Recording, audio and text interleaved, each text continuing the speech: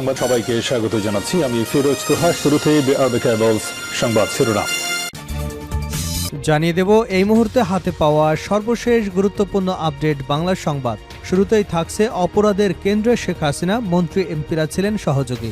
গত 15.5 বছরে সব অপরাধের কেন্দ্রে ছিলেন শেখ হাসিনা, আর মন্ত্রী এমপিরা ছিলেন তার সহযোগী বলে মন্তব্য করেছেন আন্তর্জাতিক অপরাধ ট্রাইব্যুনালের chief prosecutor advocate Tajul Islam.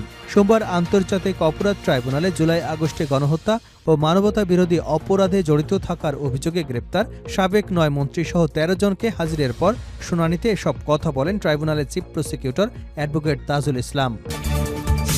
এবারে জানাবো, হাত জোড় করে ক্ষমা চাইলেন পলক। জুলাই আগস্টে গণহত্যা এবং মানবতা বিরোধী অপরাধে জড়িত থাকার অভিযোগে গ্রেপ্তার হওয়া সাবেক 9 মন্ত্রীসহ 13 জনকে আন্তর্জাতিক অপরাধ ট্রাইব্যুনালে হাজির করা হয়। সোমবার কড়া নিরাপত্তায় সকাল 10টার দিকে প্রিজন ভ্যানে করে আসামিদের ট্রাইব্যুনালে হাজির করা হয়। পরে তাদের গ্রেপ্তার দেখিয়ে কারাগারে পাঠানোর আদেশ দিয়েছেন আদালত। জানাবো, প্রধান উপদেষ্টার বক্তব্যে আশাহত মির্জা ফখরুল। অন্তর্বর্তী সরকারের প্রধান উপদেষ্টা ডক্টর মোহাম্মদ ইউনূসের বক্তব্যে আশাহত হয়েছেন বিএনপির মহাসচিব ফখরুল ইসলাম আলমগীর। তিনি বলেন, অনেকেই আশান্বিত হয়েছেন, আমি একটু আশাহত হয়েছি। আমরা আশা করেছিলাম প্রধান উপদেষ্টা তার সমস্ত প্রজ্ঞা দিয়ে সমস্যা চিহ্নিত করে নির্বাচনের একটা রূপরেখা দিবেন। এদিকে পাবনায় যুবলীগ কর্মীকে গুলির পর কুপিয়ে হত্যা। পাবনার ঈশ্বরদীতে ওয়ালিফ হোসেন মানিক নামের এক যুবলীগ কর্মীকে গুলি করে এবং কুপিয়ে হত্যা করেছে দুর্বৃত্তরা। সোমবার সকাল 9টার দিকে উপজেলার পাকশির রূপপুর এলাকায় ঘটনা ঘটে। এবারে থাকছে, এখনও জনগণকে ভয় দেখাতে সাবেক এমপির ফাঁকা গুলি। কে তিনি? বিগত 1.5 দশকেরও বেশি সময় বাংলাদেশে ছিল একটি আতঙ্কের দেশ। শুরু শাসনের ভয়ে সব সময় ভীত সন্ত্রস্ত থেকেছে মানুষ। সঠিক কথাটাও বলতে শতবার ভাবতে হতো, কারণ সামান্য কোনো কিছু ছুতো পেলেই তার উপর নেমে আসতো শাস্তির খড়গ। এবং সর্বশেষ জানাবো, গুয়াহাটিতে অবস্থানের গুঞ্জন ওবায়দুল কাদেরের। শেখ হাসিনার সঙ্গে সাক্ষাতের চেষ্টা। গত 5 আগস্ট গণ আন্দোলনের মুখে শেখ হাসিনা সরকারের পতন হয়। তিনি প্রধানমন্ত্রীর পদ থেকে পদত্যাগ করে ভারতে পালিয়ে যান। তার দলের নেতাকর্মীরা অনেকেই পালিয়ে বিভিন্ন দেশে চলে গেছে, আবার অনেকেই গা ঢাকা দিয়েছে, অনেকেই সীমান্তে ধরাও পড়েছে। সীমান্ত পার হতে গিয়ে মৃত্যুর ঘটনাও ঘটেছে অনেক। আওয়ামী লীগের সাধারণ সম্পাদক ও সাবেক সেতুমন্ত্রী ওবায়দুল কাদেরকে জুলাই আগস্ট গণহত্যার অন্যতম মাস্টারমাইন্ড ধরা হয়। তিনি 8ই নভেম্বর শেষ রাতে অবৈধ পথে ভারতে পালিয়েছেন বলে গুঞ্জন ছড়ায়। এতক্ষণ শিরোনাম শুনছিলেন, এবার বিস্তারিত। প্রিয় দর্শক, আপনি যদি এই চ্যানেলে নতুন হয়ে থাকেন, ভিডিওটি দেখতে দেখতে চ্যানেলটি সাবস্ক্রাইব করে আমাদের সঙ্গে থাকুন। আর এই ভিডিও সম্পর্কে আপনি আপনার মূল্যবান মতামতটি কমেন্ট বক্সে জানিয়ে দিন। আর হ্যাঁ প্রিয় দর্শক, জানিয়ে দিন ভিডিওটি কোথা থেকে দেখছেন। অপরাধের কেন্দ্রে হাসিনা, মন্ত্রী এমপিরা ছিলেন সহযোগী। গত 15.5 বছরে সব অপরাধের কেন্দ্রে ছিলেন শেখ হাসিনা, আর মন্ত্রী এমপিরা ছিলেন তার সহযোগী বলে মন্তব্য করেছেন আন্তর্জাতিক অপরাধ ট্রাইব্যুনালের chief prosecutor advocate Tajul Islam. সোমবার আন্তর্জাতিক অপরাধ ট্রাইব্যুনালে জুলাই আগস্টে গণহত্যা ও মানবতা বিরোধী অপরাধে জড়িত থাকার অভিযোগে গ্রেপ্তার সাবেক 9 মন্ত্রীসহ 13 জনকে হাজিরের পর শুনানিতে এসব কথা বলেন ট্রাইব্যুনালের chief prosecutor advocate Tajul Islam. তিনি বলেন, ক্ষমতা এসে পিলখানা হত্যাকাণ্ড দিয়ে শুরু হয় শেখ হাসিনার মানবতা বিরোধী অপরাধ। ব্ল্যাকআউট করে শাপলা চত্বর হেফাজতের উপর গণহত্যা সহ আওয়ামী লীগের শাসন আমলে সব মানবতা বিরোধী অপরাধের কেন্দ্রবিন্দুতে ছিলেন শেখ হাসিনা, আর এই 13 আসামি ছিলেন তার সহযোগী। তাজুল ইসলাম বলেন, গত 15 বছরের শাসন আমলে এমন কোনো মানবতা বিরোধী অপরাধ নেই যেটা শেখ হাসিনা করেননি। তার উপস্থিত এই আসামিরা এসব অপরাধ সংগঠনে সহায়তা করে গেছেন। সর্বশেষ জুলাই আগস্টে ছাত্র জনতার আন্দোলনে 1,500-এরও বেশি মানুষকে হত্যা, অঙ্গহানিসহ 25,000-এরও বেশি মানুষ আহত হয়েছেন। গণহত্যার মধ্য দিয়ে শেখ হাসিনা চেয়েছিলেন ক্ষমতা প্রলম্বিত করতে। এদিন শুনানি চলাকালে এজলাস ছিল কানায় কানায় পরিপূর্ণ। এ সময় 13 আসামি এজলাসে দাঁড়িয়েছিলেন। সর্বশেষ তথ্য অনুযায়ী শুনানি চলছিল। সোমবার সকাল 11টার দিকে আসামির বিরুদ্ধে অভিযোগ শুনানি শুরু হয়। এর আগে সকাল 10:50 গারদখানা থেকে তাদের এজলাসে তোলা হয়। সকাল 10টার দিকে তাদের প্রিজন ভ্যানে করে আদালতে আনা হয়। গ্রেপ্তারি পরোয়ানা জারি করা 46 জনের মধ্যে এই প্রথম মানবতা বিরোধী অপরাধের অভিযোগে 13 আসামিকে ট্রাইব্যুনালে তোলা হয়। এদিকে অসুস্থ থাকায় ডাক্তার আব্দুর রাজ্জাককে আনা হয়নি বলে জানা গেছে। হাতজোড় করে দোয়া চাইলেন পলক। জুলাই আগস্টে গণহত্যা এবং মানবতা বিরোধী অপরাধে জড়িত থাকার অভিযোগে গ্রেপ্তার হওয়া সাবেক 9 মন্ত্রীসহ 13 জনকে আন্তর্জাতিক অপরাধ ট্রাইব্যুনালে হাজির করা হয়। সোমবার কড়া নিরাপত্তায় সকাল 10টার দিকে প্রিজন ভ্যানে করে আসামিদের ট্রাইব্যুনালে হাজির করা হয়। পরে তাদের গ্রেপ্তার দেখিয়ে কারাগারে পাঠানোর নির্দেশ দেন ট্রাইব্যুনাল।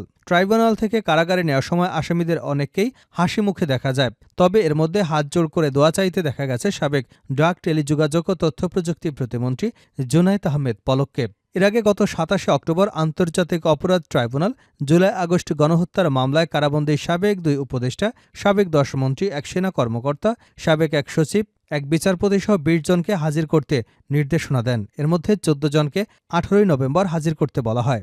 এছাড়া পুলিশ এবং সেনা কর্মকর্তাদের মধ্যে সাবেক IGP Abdul Al Mamun, বরখাস্তকৃত major general Ziaul Hasan, Abdul আল কাফি, আরাফাত হোসেন, আবুল হাসান, মাজহারুল ইসলামকে গ্রেপ্তার দেখিয়ে ২০ নভেম্বর ট্রাইব্যুনালে হাজির করতে নির্দেশনা দেওয়া হয়। বৈষম্য বিরোধী ছাত্র আন্দোলনকে কেন্দ্র করে গত জুলাই আগস্টে গণহত্যার অভিযোগ ওঠে।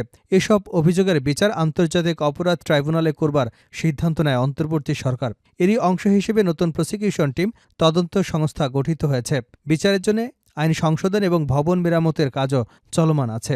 গণঅভ্যুত্থানের পর শেখ হাসিনা সহ আওয়ামী লীগ ১৪ দলের নেতা এবং আইনশৃঙ্খলা রক্ষাকারী বাহিনীর সাবেক শীর্ষ কর্মকর্তাদের বিরুদ্ধে এখন পর্যন্ত গুম, হত্যা, গণহত্যা সহ ১০০রও বেশি অভিযোগ ট্রাইব্যুনালে জমা পড়েছে। এর মধ্যে বেশ কয়েকটি অভিযোগে সাবেক প্রধানমন্ত্রী শেখ হাসিনা সহ তার মন্ত্রিসভার সদস্যদের বিরুদ্ধে গ্রেপ্তারি পরোয়ানা জারি করা হয়েছে। প্রধান উপদেষ্টার বক্তব্যে আশাহত মির্জা ফখরুল। অন্তর্বর্তী সরকারের প্রধান উপদেষ্টা ড মোহাম্মদ ইউনূসের বক্তব্যে আশাহত হয়েছে বিএনপির মহাসচিব মির্জা ফখরুল ইসলাম আলমগীর। তিনি বলেছেন, অনেকেই আশান্বিত হয়েছেন, আমি একটু আশাহত হয়েছি। আমরা আশা করেছিলাম প্রধান উপদেষ্টা তার সমস্ত প্রজ্ঞা দিয়ে সমস্যা চিহ্নিত করে নির্বাচনের একটা রূপরেখা দিবেন। সোমবার রাজধানীর জাতীয় প্রেস ক্লাবে বিএনপির উদ্যোগে মওলানা আব্দুল হামিদ খান ভাসানীর ৪৮তম মৃত্যুবার্ষিকী উপলক্ষে আয়োজিত আলোচনা সভায় তিনি এসব কথা বলেন। প্রধান উপদেষ্টার ভাষণ প্রসঙ্গে মির্জা ফখরুল ইসলাম বলেন, আমরা কেন বারবার নির্বাচনের কথা বলছি? কারণ নির্বাচন দিলে সমস্যার সমাধান হয়ে যাবে। বিএনপি ক্ষমতায় যায় বা না যায় সেটা বড় কথা নয়, কিন্তু আজকে যারা ক্ষতি করবার চেষ্টা করছে তারা তখন পিছিয়ে যেতে বাধ্য হবে। সংস্কার আমরা চাই না, শুধু আমরা সংস্কার শুরু করেছি। সংস্কার আমরা অবশ্যই চাইব এবং সংস্কার আমরা করব। আপনারা দয়া করে জিনিসটা যেভাবে সুন্দর হয়, সবার কাছে গ্রহণযোগ্য হয়, সেভাবে এগিয়ে যান। আমরা এখন পর্যন্ত আপনাদের কোনো বাধা সৃষ্টি করিনি, উল্টো আপনাদের সমর্থন দিয়ে যাচ্ছি। সচিবালয় স্বৈরাচারের দোসররা বসে আছে মন্তব্য করে সরকারের উদ্দেশ্যে ফখরুল বলেন, কিভাবে কাজ করবেন আপনি? আপনি কাদের দিয়ে সংস্কার করবেন? এরা তো সংস্কার করতে দেবে না আপনাকে। শাসন ব্যবস্থার প্রসঙ্গে তিনি বলেন, ওইদিকে একটু লক্ষ্য দিন, এমনভাবে দেশ চালান যাতে দেশের মানুষ স্বস্তি পায়, শান্তি পায়। স্বস্তির কোনো কারণ নেই, দ্রব্যমূল্য যেভাবে বেড়েছে তাতে কোনো শান্তি পাওয়ার কোনো কারণ নেই, তাও দেশের মানুষ মেনে নিয়েছে। তাদের প্রত্যাশা আপনারা তাদের সুন্দর একটি জিনিস দেবেন, সেটাকে দৃশ্যমান করেন যে ব্যবস্থা নিচ্ছেন। সিন্ডিকেটগুলো ভাঙার চেষ্টা করুন। পাবনায় যুবদল কর্মীকে গুলির পরে কুপিয়ে হত্যা। পাবনার ঈশ্বরদীতে ওয়ালিফ হোসেন মানিক নামের এক যুবলীগ কর্মীকে গুলি করে এবং কুপিয়ে হত্যা করেছে দুর্বৃত্তরা। সোমবার সকাল ৯টার দিকে উপজেলার পাকশি রূপপুর এলাকায় এ ঘটনা ঘটে। ঈশ্বরদী থানার ওসি শহীদুল ইসলাম বিষয়টি নিশ্চিত করেছেন। নিহত মানিক রূপপুর গ্রামের ইউনুস আলী ছেলে এবং স্থানীয় যুবলীগের সক্রিয় কর্মী ছিলেন। যুবলীগ কর্মী ওয়ালিফ হোসেন মানিক ২০২৩ সালের ১৭ জুন লক্ষ্মীকুণ্ডা এমপি মোড়ে দুর্বৃত্তদের গুলিতে নিহত তাফসির আহমেদের মনা হত্যা মামলার প্রধান আসামি ছিলেন। রোববার হাইকোর্ট থেকে জামিনে মুক্ত হয়ে তিনি বাড়িতে এসেছিলেন। স্থানীয়রা জানান, সোমবার সকাল ৯টার দিকে নিজ বাড়ি থেকে রূপপুর মোড়ের দিকে আসার পথে পূর্ব শত্রুতার জেরে একদল দুর্বৃত্ত মানিককে ধাওয়া করেন। প্রাণভয়ে দৌড়ে রূপপুর মোড় সংলগ্ন ইউসুফ পাটোয়ারের বাড়ির পেছনের পুকুরের দিকে গেলে দুর্বৃত্তরা তাকে প্রথমে গুলি এবং পরে কুপিয়ে মৃত্যু নিশ্চিত করে। মানিকের ভাই সোহাগ হোসেন জানান, সকাল ৯টার দিকে বাড়ির সামনে থেকে দুর্বৃত্তরা তার ভাইকে হত্যার উদ্দেশ্যে তাড়া করে, পরে গুলি এবং কুপিয়ে হত্যা করা হয়। ঈশ্বরদী থানার ওসি শহীদুল ইসলাম কালবেলাকে জানান, মরদেহ থানায় নেওয়া হয়েছে। ময়নাতদন্তের জন্য হাসপাতালে এখনই পাঠানো হবে। কী কারণে বা কারা হত্যাকাণ্ড ঘটিয়েছে তদন্ত শেষে প্রয়োজনীয় ব্যবস্থা নেওয়া হবে। সর্বশেষ জানাবো, গুয়াহাটিতে অবস্থানের গুঞ্জন ওবায়দুল কাদেরের হাসিনার সঙ্গে সাক্ষাতের চেষ্টা। গত ৫ আগস্ট গণ আন্দোলনের মুখে শেখ হাসিনা সরকারের পতন হয়। তিনি প্রধানমন্ত্রীর পদ থেকে পদত্যাগ করে ভারতে পালিয়ে যান। তার দলের নেতাকর্মীর অনেকেই পালিয়েছেন বিভিন্ন দেশে, আবার অনেকেই গা ঢাকা দিয়েছেন। অনেকেই পালাতে গিয়ে সীমান্তে ধরাও পড়েছেন। সীমান্ত পার হতে গিয়ে মৃত্যুর ঘটনাও ঘটেছে। এমনকি আওয়ামী লীগের সাধারণ সম্পাদক সাবেক সেতুমন্ত্রী ওবায়দুল কাদেরের জুলাই আগস্টে গণহত্যার অন্যতম মাস্টারমাইন্ড ধরা হয়। তিনি গত ৮ই নভেম্বর শেষ রাতে অবৈধ পথে ভারতে পালিয়ে যাচ্ছেন বলে গুঞ্জন ছড়ায়। গুঞ্জনের পরের দিন মধ্যরাতে পুলিশ চট্টগ্রামের হালি শহরের শান্তিবাগে কাদেরের স্ত্রী ইশরাতুন্নেছার বড় ভাই নুরুল হুদার বাসায় অভিযান চালিয়েছে। সরকার পতনের পর আওয়ামী লীগের সর্বোচ্চ নীতি নির্ধারণী ফোরাম সভাপতিমণ্ডলীর কয়েকজন সদস্য, সাবেক মন্ত্রী, এমপি সহ মাঝারি পর্যায়ের অনেক নেতা ভারতে পালিয়েছেন। তাদের কয়েকজন জানিয়েছেন ওবায়দুল কাদের ভারতের কলকাতায় পৌঁছেছেন বলে তারা শুনেছেন, তবে তাদের সঙ্গে সাক্ষাৎ হয়নি, টেলিফোনেও কথা হয়নি। তবে এবার গুঞ্জন ছড়িয়েছে অবৈধভাবে সীমান্ত পার হয়ে ভারতের আসাম রাজ্যের রাজধানী গুয়াহাটির একটি হোটেলে অবস্থান করছেন কাদের। একটি বাংলাদেশি গণমাধ্যমের খবরে বলা হয়েছে, সাবেক সেতুমন্ত্রী ওবায়দুল কাদের চলতি মাসের প্রথম সপ্তাহে সিলেট সীমান্ত দিয়ে একটি প্রভাবশালী মহলের সহায়তায় ভারতের মেঘালয় রাজ্যের রাজধানী শিলংয়ে পাড়ি জমান। তিনি সেখানে দু একদিন অবস্থান করেন, পরে আসামের গুয়াহাটিতে আশ্রয় নিয়েছেন। গণঅভ্যুত্থানের পর দিল্লির লুটিন্স বাংলোজনের একটি সুরক্ষিত বাড়িতে থাকছেন শেখ হাসিনা। ভারত সরকারই ওই বাড়িতে তার থাকার বন্দোবস্ত করেছে। বিশালাকার সেই বাংলোতে সাধারণত ভারতের মন্ত্রী, জ্যেষ্ঠ এমপি, ঊর্ধ্বতন কর্মকর্তারা থাকেন। মর্যাদা অনুসারে শেখ হাসিনাকে সেখানেই থাকতে দেওয়া হয়েছে।